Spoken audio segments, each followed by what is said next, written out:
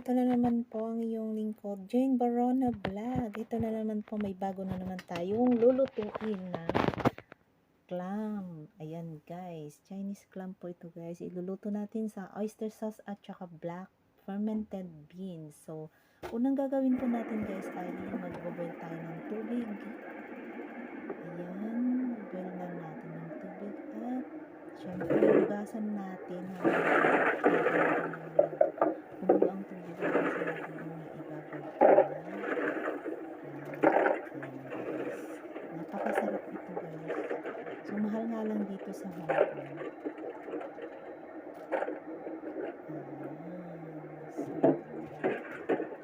Kailangan i-blanch natin guys, yung bubuka lang konti yung shell. So ayan na nga guys, dahil kumulo na nakakululit ang ating tubig, ilagay na natin ang ating guys, huwag natin yung ito kasi buto na natin ang oyster sauce.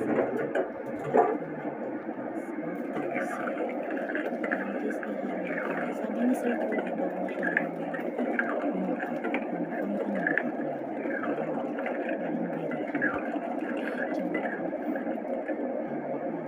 so ayan na nga guys, medyo okay na siya, pero ihalo natin kung hindi siya maubos kasi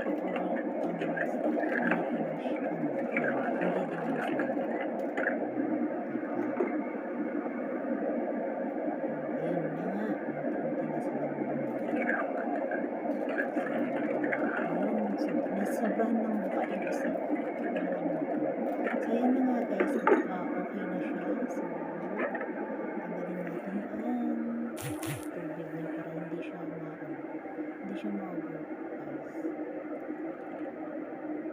Ayan. So, set aside natin. Ayan guys, ipainit natin ang ating kawali. Lagyan natin ng konting mantika.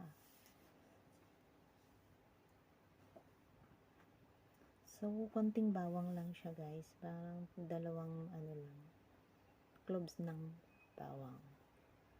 So, at syempre, natin. Medyo magulo yung aking camera. Ayan, lagay na natin ang tausi o black beans. Fermented black beans. Yan, ang tawag dyan. So, try nyo to guys na ilutuin na ganitong pamaraan. So, ayan guys, lagay na natin ang ating seafoods o clam. Lang natin. Ganyan lang natin. Huwag natin hayaan na hindi ihalo-halo para hindi siya masunog.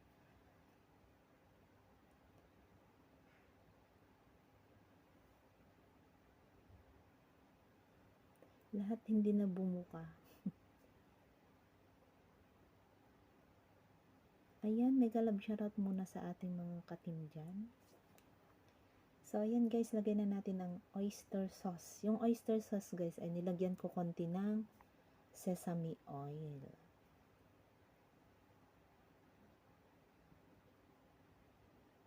So, ayan guys, ihalo lang natin na ganyan.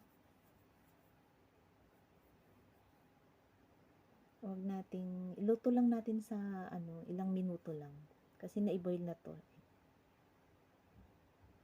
Pwede nyo rin pong lagyan ng sili. Kaso ngayon, hindi kami magsisili ngayon. So, ganyan lang yan.